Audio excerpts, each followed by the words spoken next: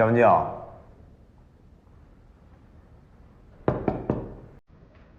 文静，去哪儿了？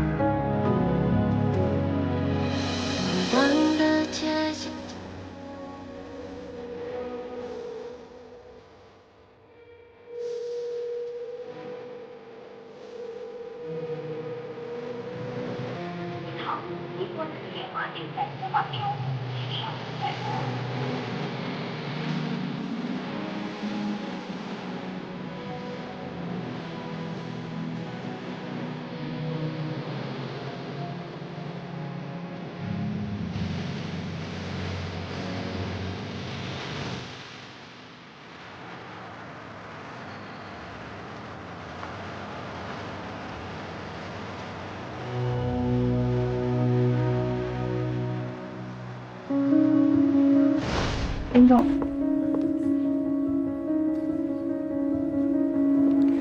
这是什么啊？这是一个品牌寄给任律的生日蛋糕，不过任律已经走了。林总，你看这蛋糕怎么处理比较好呢？给我吧，正好我要去他家一趟。你回来啦？怎么是你啊？他当时是因为你才出国的。 他连这个都没跟你说啊？这个任天宇，我就不明白了，为什么我们的关系他就不能告诉别人呢？别人知道了又能怎么样呢？哎，江小姐，你不等天宇了？我得不到的，别人也别想得到。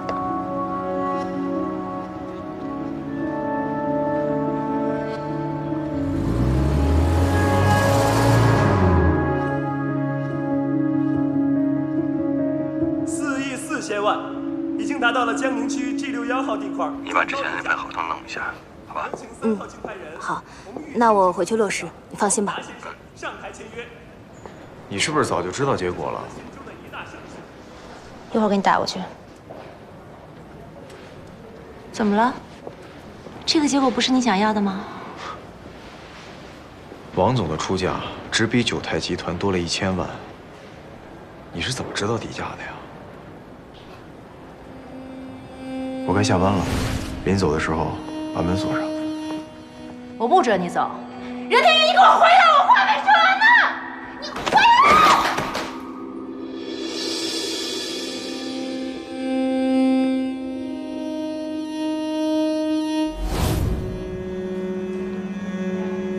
我知道了。哎，没有证据的话，不要乱说。 看你还有心情在这儿跟我聊这些，江文静没有找你啊？你都做什么了？我没干什么呀，我就是昨天去你家给你送蛋糕，碰到他了，随便聊了两句。你都跟他说什么了？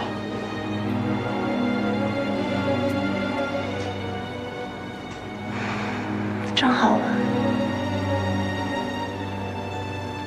别生气嘛。 我没跟他说什么，我就是告诉了他一点事实而已。你不会这么信不过你们俩之间的感情吧？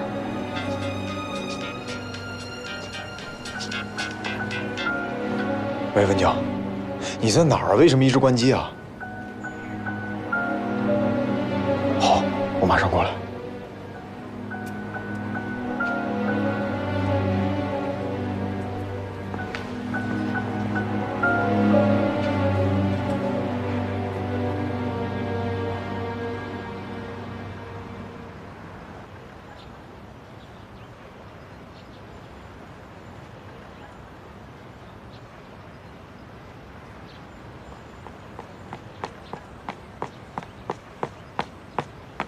文静，我知道林薇薇跟你说了很多，但是事情不是你想象的那样。林天宇，你听我给你解释行吗？林薇薇跟我说了什么不重要，我现在问你几个问题，你只需要回答我是，或者不是。而且不可以骗我。我们第一次见面，在九泰集团的答谢晚宴上，你是故意接近我的，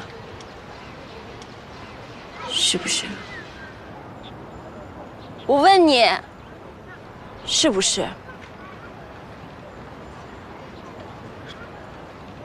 是。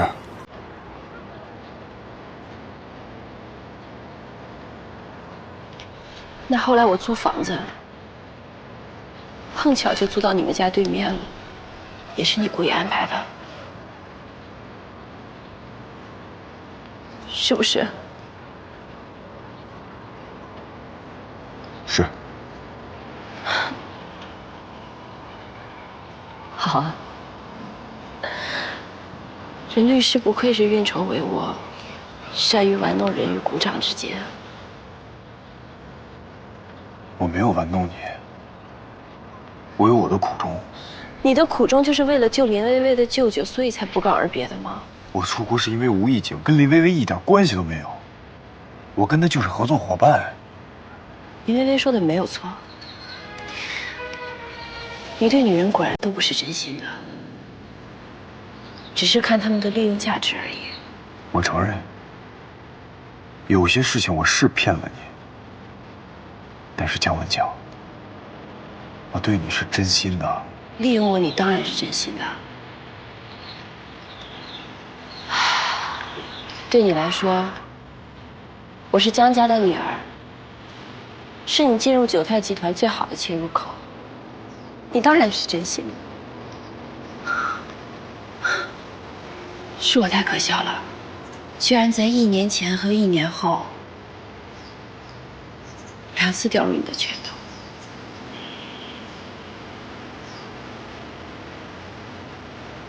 我真是太蠢了。南江，我错了，你给我一点时间，我一定会在恰当的时候给你一个合理的解释，让你满意，好不好？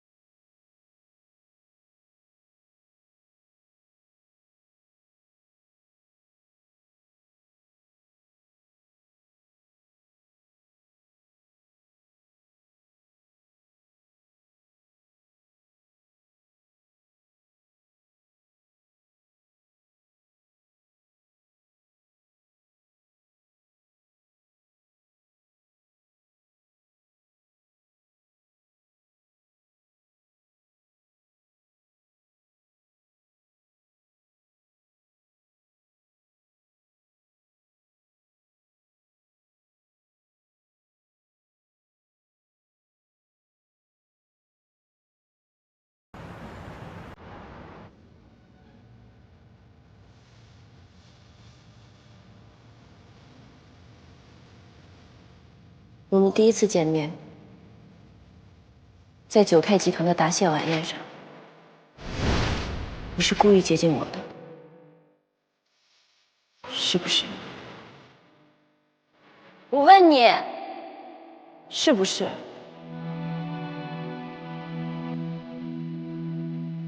是。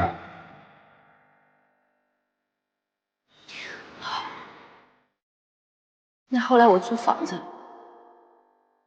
碰巧就租到你们家对面，也是你故意安排的，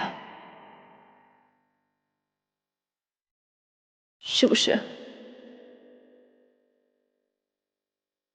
是。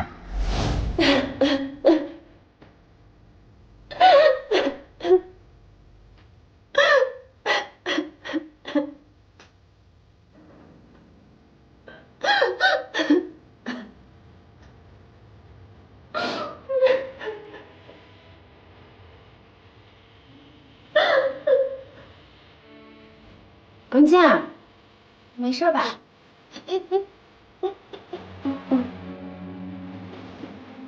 你怎么还没起啊？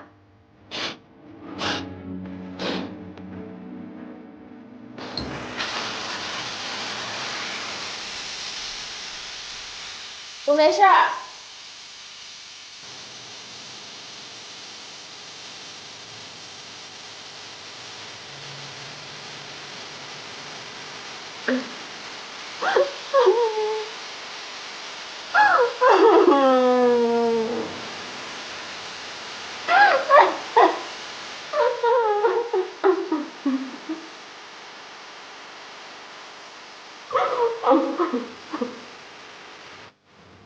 潘小黎，我听见文静在卫生间哭了，这任天宇也太渣了吧！处心积虑的接近文静，哈，现在被揭穿了，就知道悔过了。我也想找人打死他，不行，我得找人打他一顿。哎，你冷静点啊！根据刑法的第234条，故意伤害他人身体的，要处3年以下有期徒刑、拘役或者管制。潘小黎，你又不是不知道我什么意思。你不知道，我听见文静那样哭，我心里可难过了。你说你们男人怎么都这样啊？这也太自私了，怎么？哎，我没有啊。静儿，没洗澡啊？我特意给你买的新睡衣，穿着可舒服了，要不要洗个澡换上？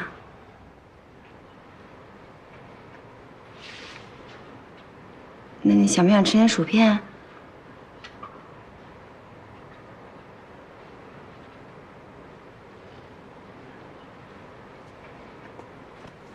来来来，我陪你看我们小时候最喜欢看的《哆啦 A 梦》，好不好？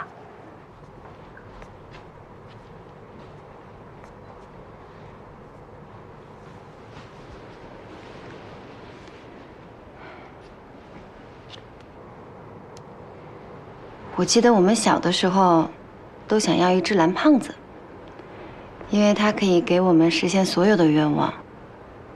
你还记得不？我刚刚特意找出来的。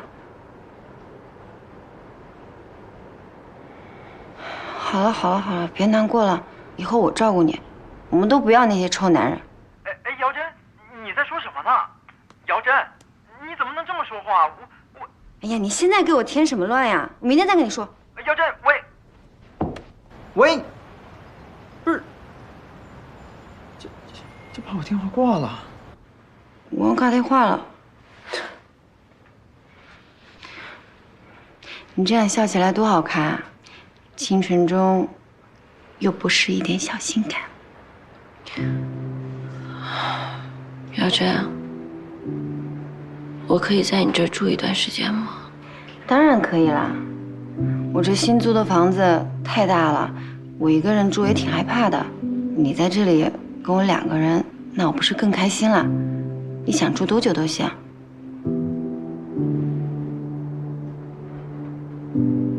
你要不要请几天假，我们出去旅游？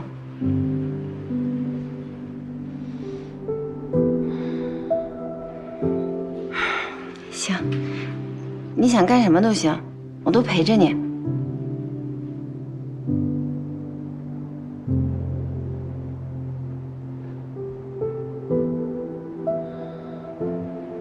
你真好。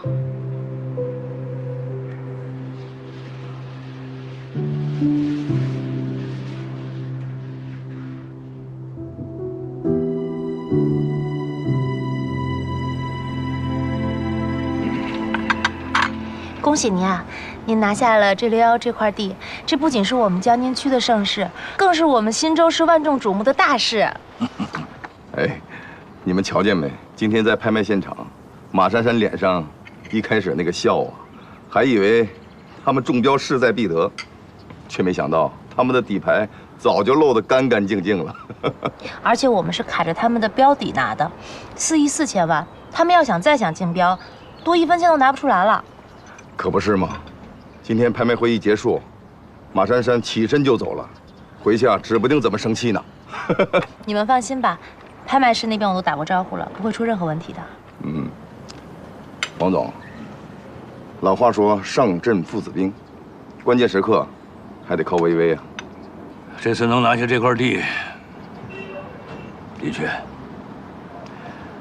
薇薇头功。来，薇薇。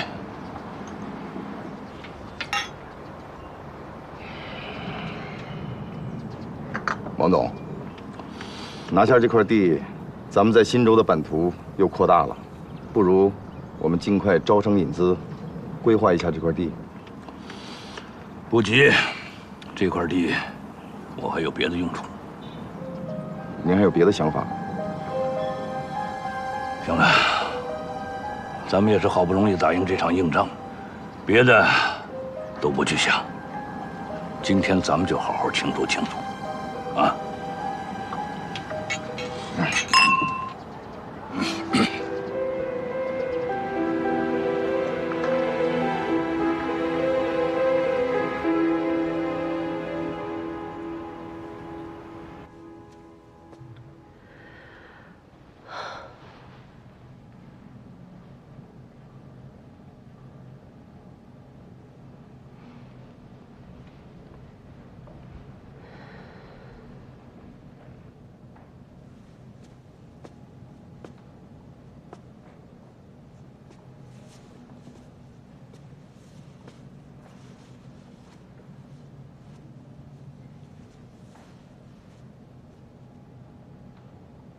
怎么样？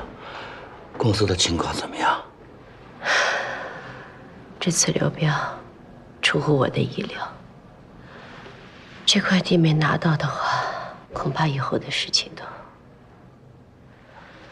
今天早上投资方给我打电话试探我，我用话把他们压了下去，但是能压多久，我真的很担心。别担心，天无绝人之路，我相信总会有出路的。我到现在不能相信，我都算得好好的，怎么就给王大的公司中标了呢？这中间会不会有人在捣鬼啊？你怀疑谁啊？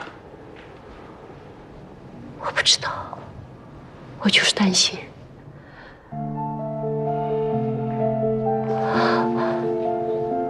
你觉得任天宇靠谱吗？怎么他一到公司就出现这样的事情呢？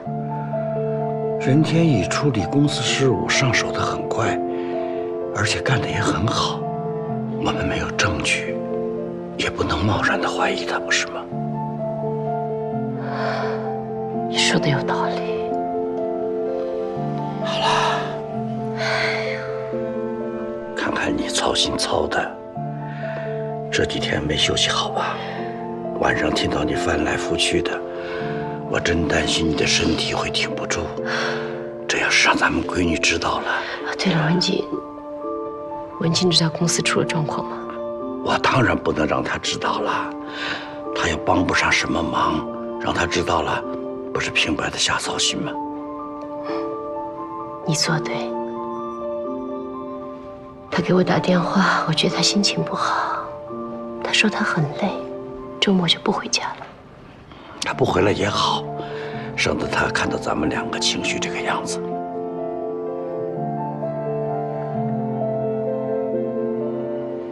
老公，你说我们能度过这个难关吗？能，一定能。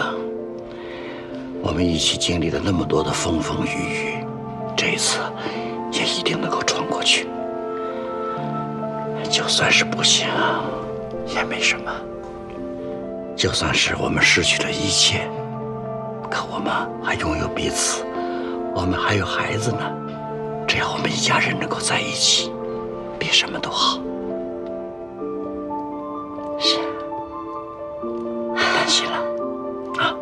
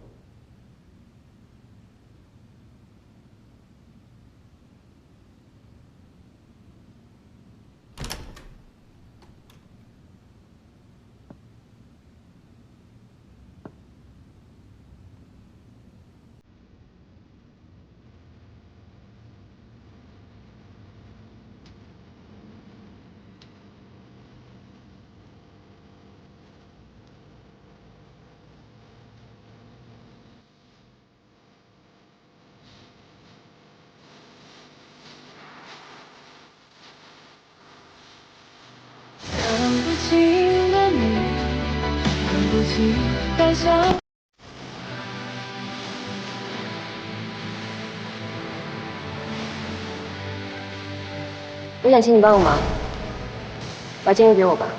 为什么？因为我喜欢。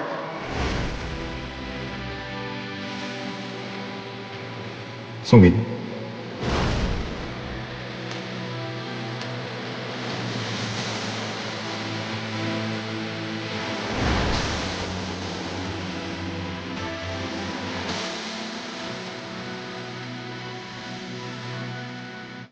从今以后，我们两个不要再有任何瓜葛了。我非常后悔认识你。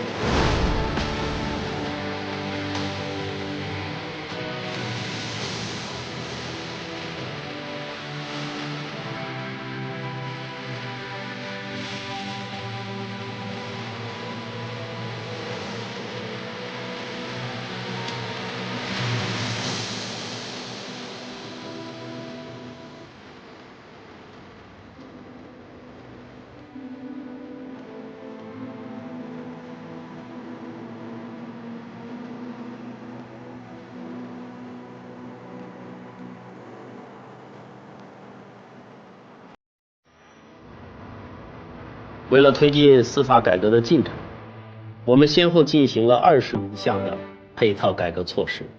这些措施对于提高办案质量，发挥检察机关在审前程序中的主导作用，以及在指控和证明犯罪过程中的主体作用，这都起到了非常积极的作用，收到了非常显著的成效。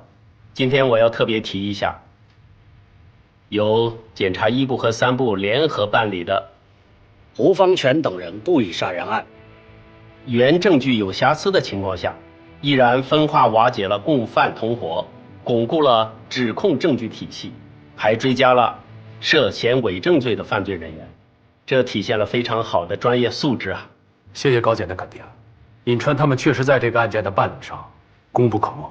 党组一定有考虑，给胡方全专案组申报集体2等功。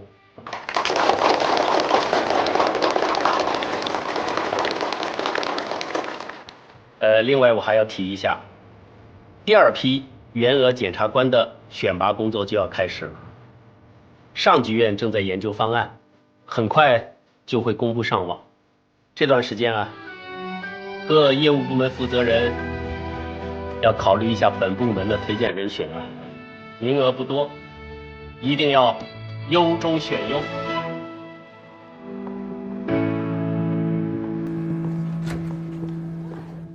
这次胡方全的案子又是我们2个部门携手办理的，大家表现得非常不错，所以不管申报能否被批准，我们都应该为自己鼓掌。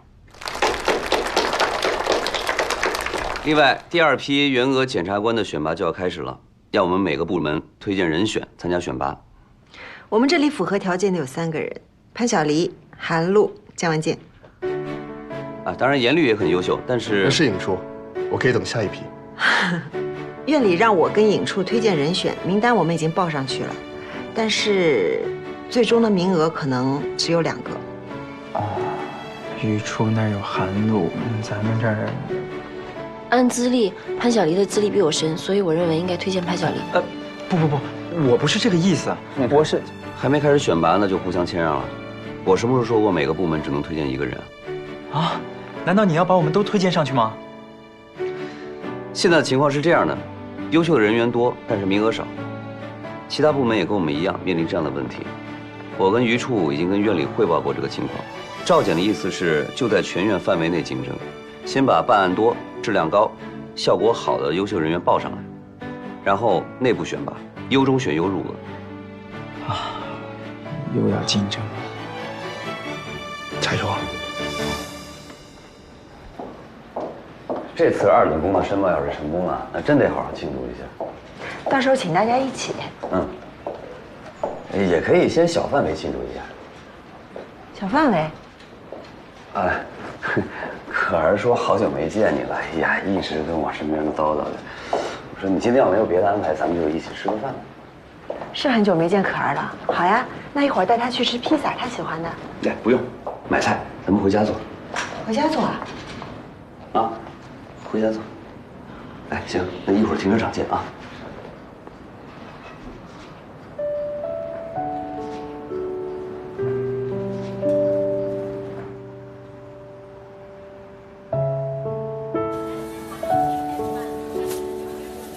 干妈，你想吃什么呀？干妈跟你在一起，吃什么都好吃呀。那干妈就天天陪可儿吃饭，好不好呀？这样我也开心，你也开心，我爸也开心。这孩子又黏你，就是怕你不理他了。我怎么会不理你呢？明明我爸也怕你不理他。胡说，我们俩是一个单位的，我为什么怕他不理我呀？是不是？干妈，咱们走。干妈，走啊。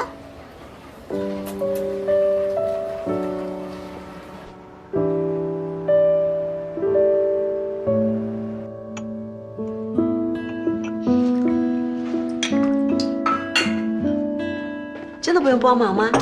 不用，还有一个排骨，马上出锅，等着吃啊。干妈，我爸都好久没做饭了。那最近你们都吃什么呀？外卖呀，还有我爸从食堂带来的包子，我都怀疑他是不是我亲爸。当然是你亲爸了，这一点不用怀疑。好，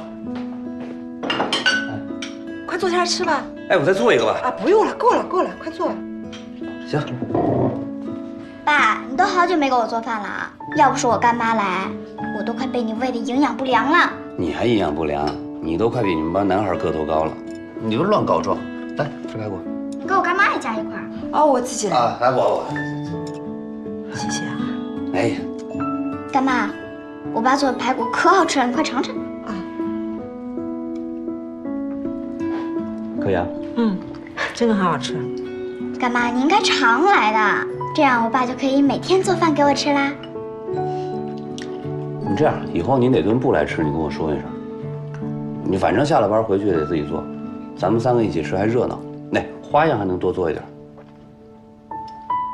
是不是？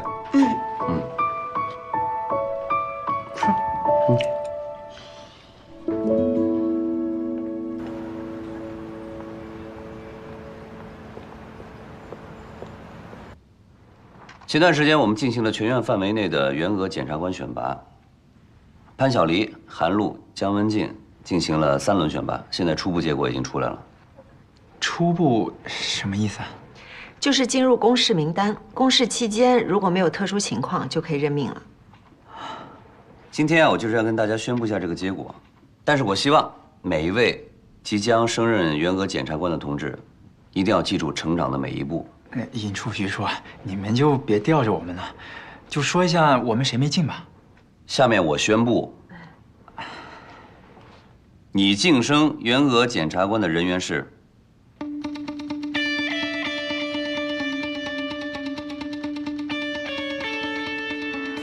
韩露、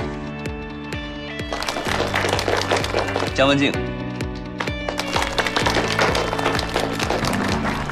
小心阳光。潘小黎，哎，到。尹处，我知道了，我一定会端正态度，找准差距，向优秀的同志们看齐，争取早日加入原俄检察官的行列。没人让你表态啊！啊，连表态都不用了？难道让我引咎辞职吗？哎呦，潘小黎，你怎么回事啊？能不能听懂我们在说什么呀？你也进了啊，我也进了。你们3个都进了。不是只有2个名额吗？因为你们都很优秀，领导争取了名额。太好了。但是别太过高兴啊，还有公示期呢，之后才会正式任命。放心吧，尹处，我们都会继续加油的。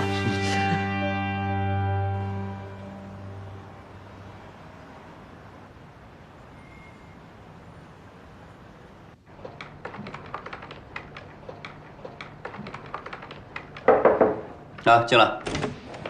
尹处，您找我啊？啊，有个案子交给你办。什么大案子啊？破坏计算机信息系统。啊，这是个轻罪啊，不归咱们管吧？这是辖区院受理的案件，因为案件比较特殊，舆论压力也比较大，上级院指定由我们办理。你下午去案馆把卷拿回去，好好看看就知道了。哦，好的。啊，对了，你跟潘小黎现在都是在公示的原俄检察官了，以后你们的案子我就不插手了，你们搭帮着办。哎，带一下严律。但尹处，我觉得吧，您不插手是不插手，但是我还是希望您可以多多给我们指导一下的，听听汇报总行了吧？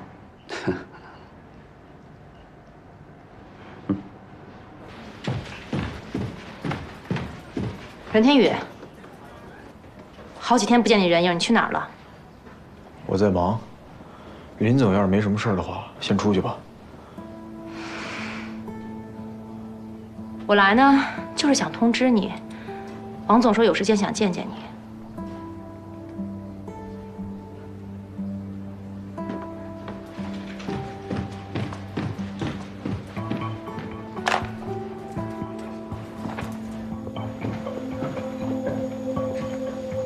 王达要见我，那你去吗？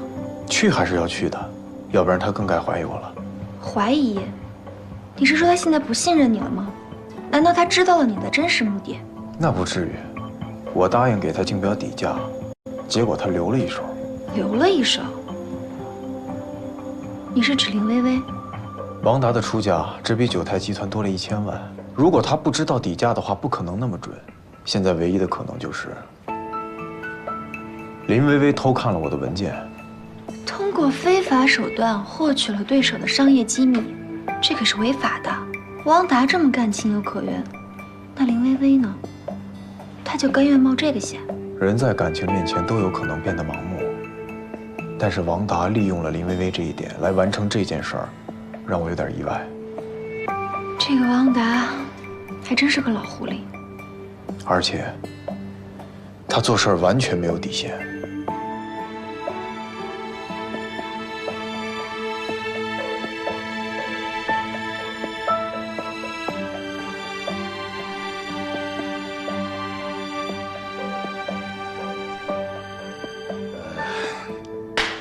我提议，为咱们竞标成功，干一杯。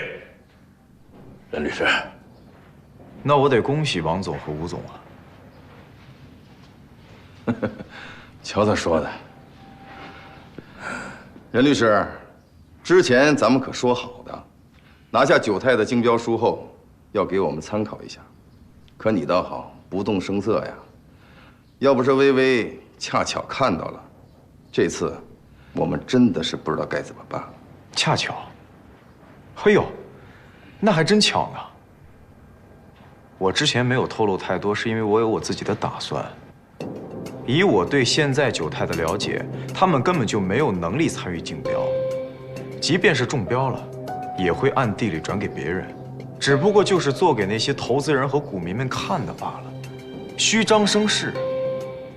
哎，那你们2位是什么意思呢？不信任我，要是这样的话，咱们还有什么合作的必要吗？任律师，你就别生气了，我们这也是小心驶得万年船嘛。是啊，而且我们现在不是更好吗？我们中标了，你也没有任何损失啊，绝对是双赢啊。那我还得谢谢你们俩。哎呀，咱们是兄弟，谢什么呀？不过以后啊，大家心里别有芥蒂就行。那就麻烦二位以后再有什么行动的时候，告诉我一声。我这个人不喜欢自己在前面冲锋陷阵，后面还有自己人在搞小动作。那是自然，那是自然。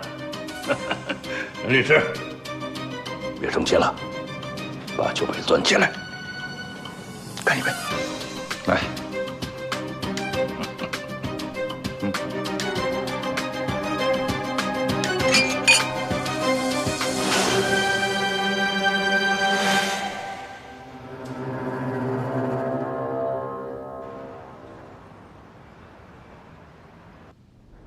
嫌疑人叫廖海生，计算机专业，大学毕业之后在软件公司做程序员。5年前，他母亲患上了尿毒症，一直靠透析维持生命，等待肾源移植。廖海生是个孝子，母亲生病后一直在床前伺候着，花了不少钱，也借了不少债，就连交往7年的女朋友也分手了。今年2月份，廖海生的母亲等到了肾源，做了肾移植手术，但是手术7天之后就发生了排异，住进了 ICU， 这一住就是半个多月。肾移植的手术费加上 ICU 的费用，共计120多万。之前不是借过债了吗？这么多钱他都交了？1分没交，他没钱了，但又不忍心看着自己的母亲死去，于是他就伪造了缴款单据，又侵入了医院计算机的后台管理系统，更改了数据，让系统显示已缴费的状态。黑进医院的系统，从技术上我承认可行，可时间一长，医院一对账，不就暴露了？对，所以不出1个月，医院在对账的时候就发现了破绽，于是报警抓了廖海生。但是廖海生的母亲已经做完了肾移植手术，并且也住进了 ICU。那他被抓后，他的母亲在医院怎么样？医院总不能把人抬出 ICU 吧？因为抬出来就意味着死亡。但是医院也不是慈善机构，一天好几万的费用，谁也承受不起。所以呢？所以医院就问公安怎么办。那公安是怎么说的？没怎么说，紧锣密鼓的把案子送到咱们这儿来了。严律，你对这件事有什么看法？我觉得这个案子的罪名有争议，到底是按盗窃罪、诈骗罪，还是破坏计算机信息系统罪起诉呢？去过医院吗？正准备去。去看一下他母亲的情况，这个比较重要。是。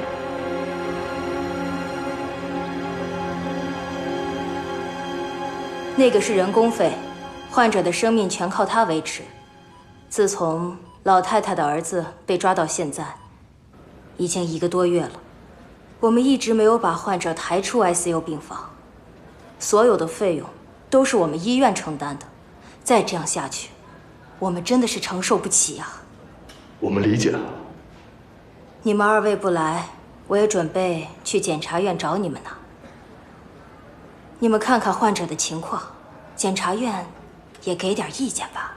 要是继续待在 ICU 病房，这费用谁出呢？如果把老人抬出 ICU， 会是什么结果啊？以现在的情况，10有89会死。那当然不能那么做。可这费用谁出呢？医院的第一要务不就是救死扶伤吗？检察官，您这么说话就不合适了。首先，医院不是检察院，我们是自负盈亏的单位。按规定，患者欠费且找不到家属的情况下，我们是有权利把老太太抬出 ICU， 给予普通治疗的。但是我们并没有这么做，就是为了救死扶伤。更何况，我们医院只有2间 ICU 病房。你们看看那边，排队的患者家属都是在等这个位置。难道其他患者就没有被救治的权利吗？您别急，领导今天让我们来这儿，就是来了解廖海生母亲的情况。回去我们立刻就汇报。好，请。主任，到底什么情况？这间房的老太太什么时候出去啊？不是没交钱吗？怎么还不出去？您别着急，我会尽快给你解决的。拜托您了，主任。好，别急。你们看，这位患者的家属已经来了3天了，都是在等 ICU 病房的。